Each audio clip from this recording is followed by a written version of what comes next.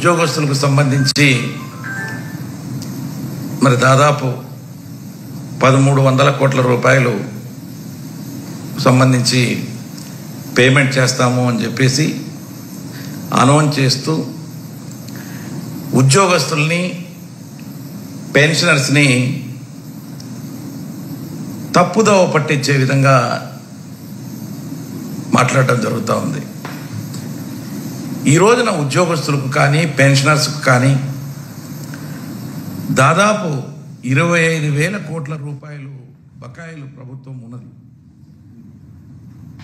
అయితే ఎప్పుడైనా ప్రభుత్వం ఇన్ని వేల కోట్ల రూపాయలు బకాయిలు ఉద్యోగస్తులకు ఉన్నప్పుడు ఉద్యోగ సంఘాలని పిలిచి,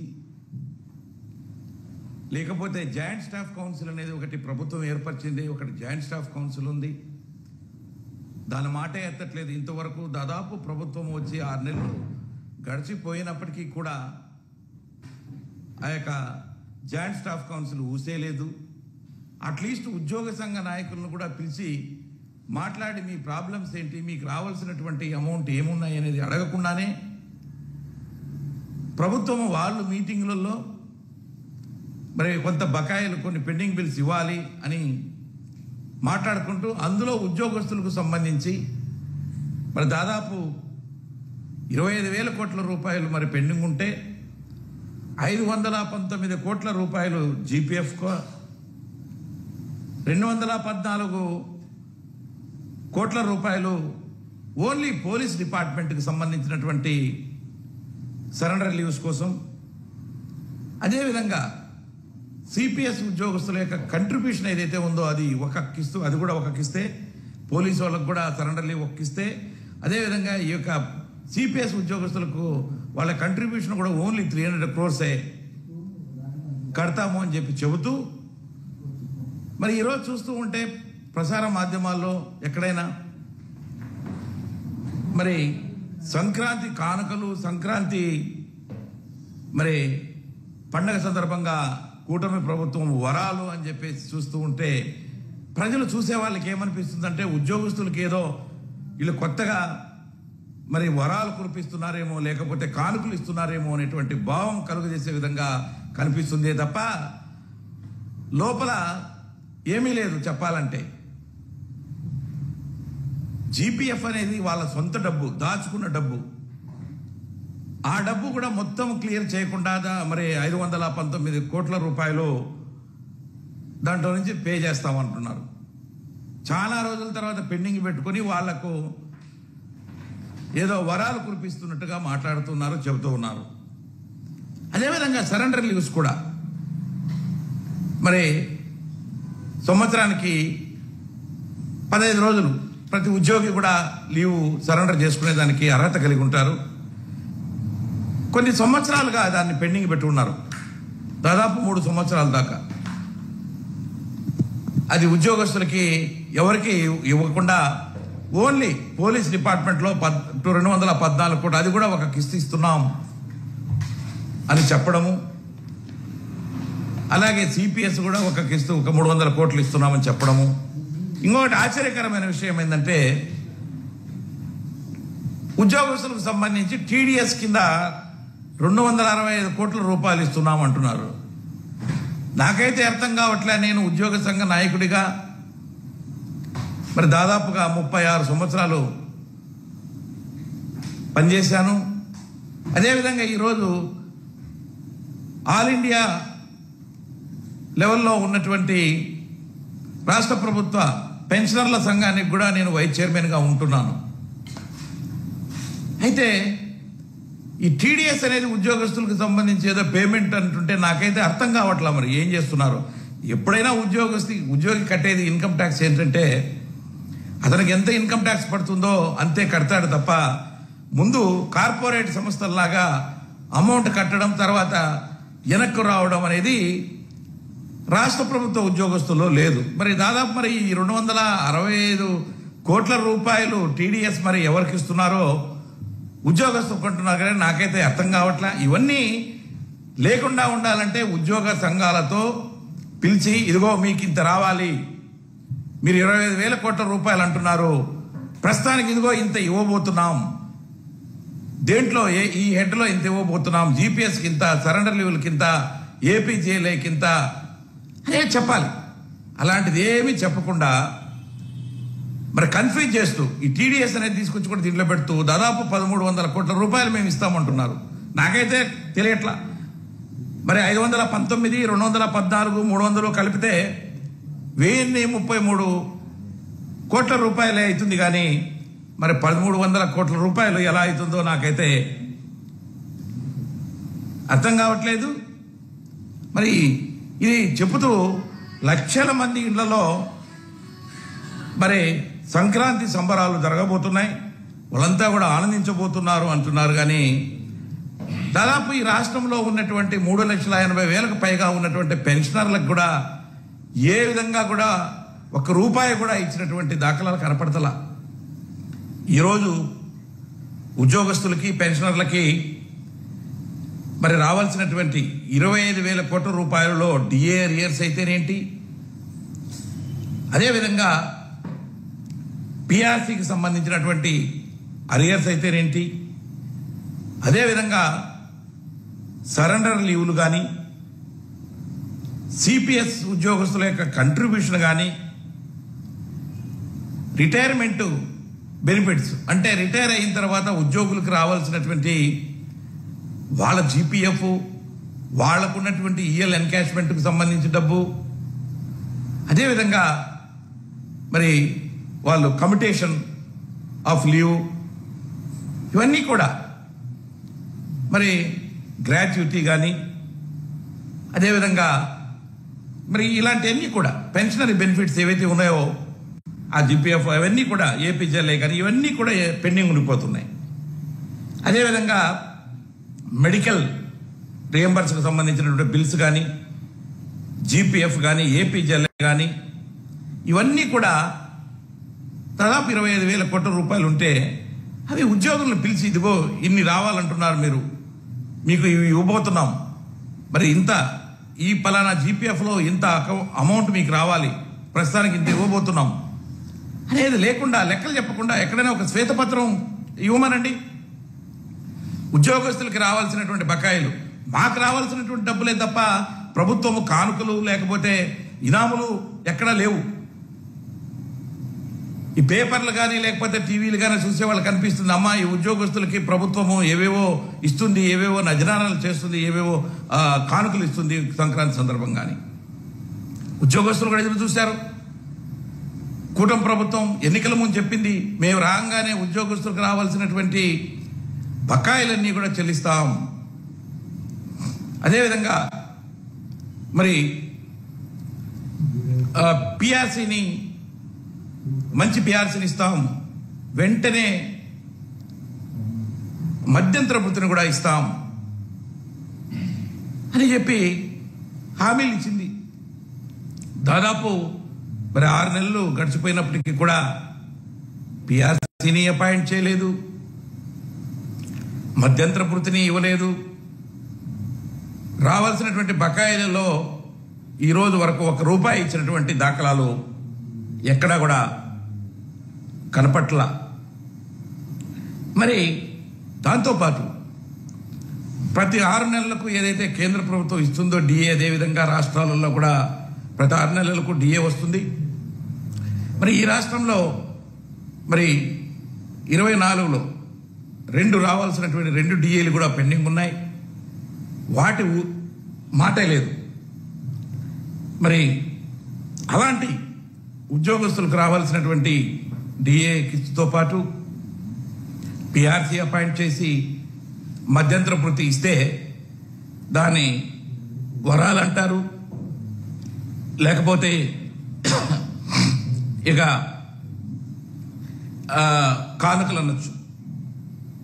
అంతేగాని వాళ్ళకి రావాల్సినటువంటి వాళ్ళ సొమ్ములో జీపీఎఫ్ని తీసుకొచ్చి వరాలు, కానుకలు అని చెప్పుకోవడం అనేది పద్ధతి కాదు అని చెప్పేసి కూడా నేను ఈ సందర్భంగా తెలియజేస్తున్నా. మరి రాష్ట్రంలో ఉన్నటువంటి ఉద్యోగస్తులు, పెన్షనర్లకి దాదాపుగా ప్రతి ఉద్యోగికి కూడా 2 లక్షల నుంచి 4 లక్షల రూపాయల వరకు కూడా అరియర్స్ రావాల్సింది, కానీ ₹1 కూడా పెన్షనర్స్కి ఈ సందర్భంగా రావట్లేదు అని చెప్పేసి కూడా నేను ఈ సందర్భంగా తెలియజేస్తా ఉన్నాను. ఓన్లీ డిఆర్ఈఎస్ పిఆర్సీకి సంబంధించే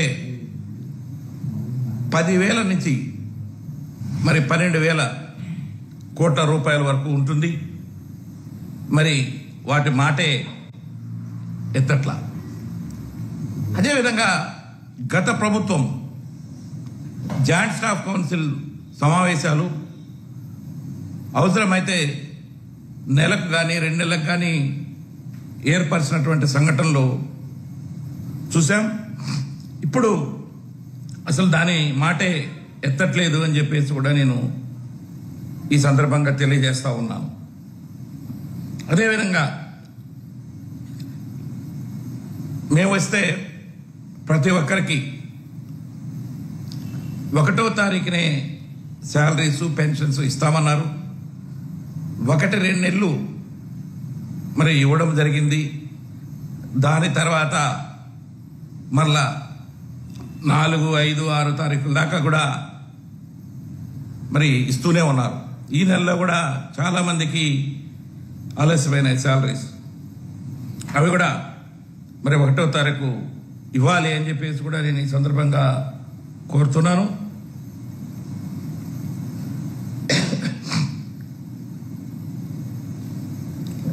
మరి హెల్త్ కార్డుకు సంబంధించి ఉద్యోగస్తులు కొంత అమౌంట్ షేర్ కడతారు. అదేవిధంగా ప్రభుత్వం కూడా కొంత షేరు పే చేయడం జరుగుతుంది. అయితే ప్రతిసారి వీళ్ళు ప్రభుత్వం సకాలంలో చెల్లించకపోవడం మూలాన వాళ్ళు ట్రీట్మెంట్ కూడా ఆపేయడం జరుగుతూ ఉంది. కాబట్టి అలా జరగకుండా వాళ్ళకు సకాలంలో పేమెంట్ చేయాలి అని చెప్పేసి కూడా నేను ఈ సందర్భంగా తెలియజేస్తూ ఉన్నాను. అదేవిధంగా మరి ఉద్యోగస్తులకి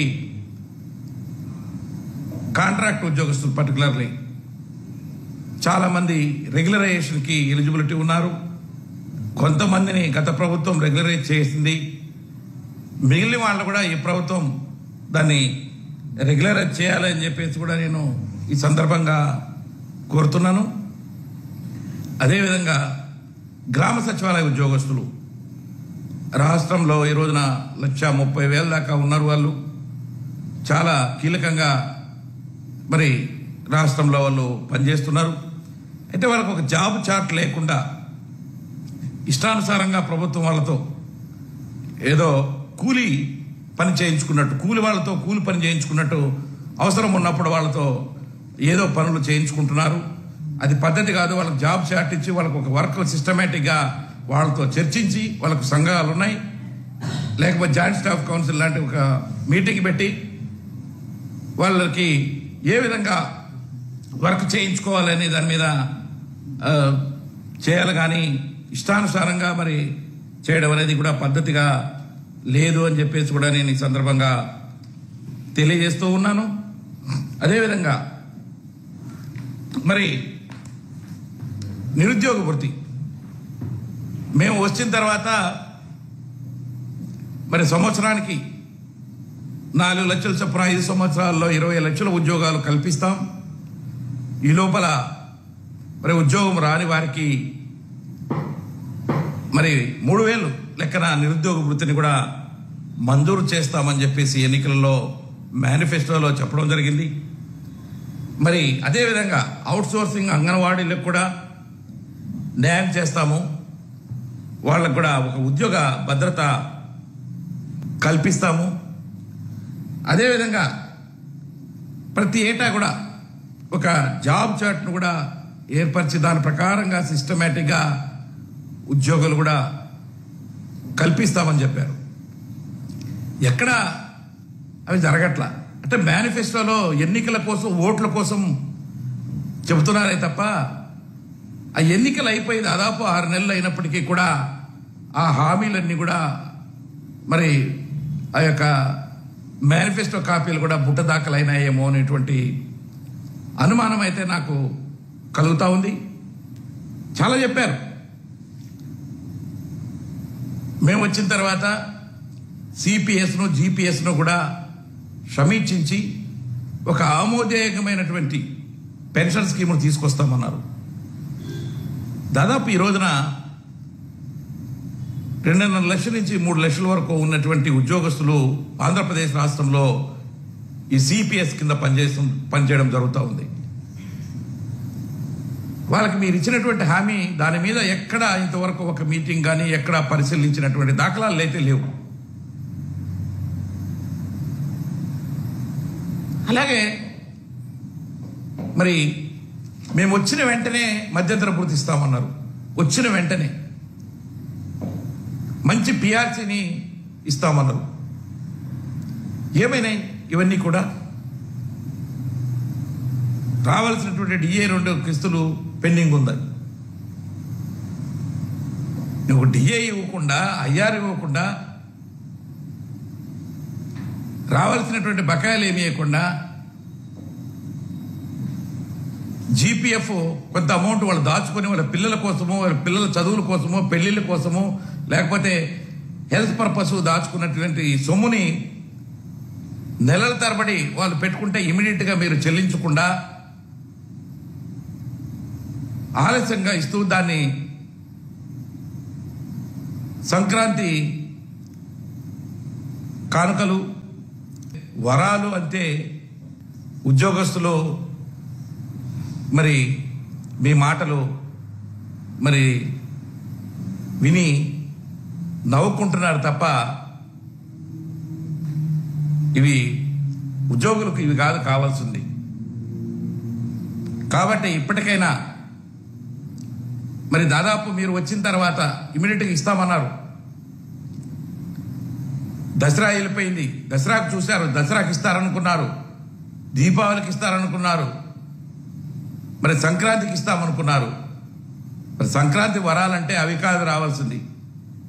మధ్యంతర భృతిని మీరు ఇమీడియట్గా సంక్రాంతి సందర్భంగా ఉద్యోగస్తులకి ఇవ్వండి.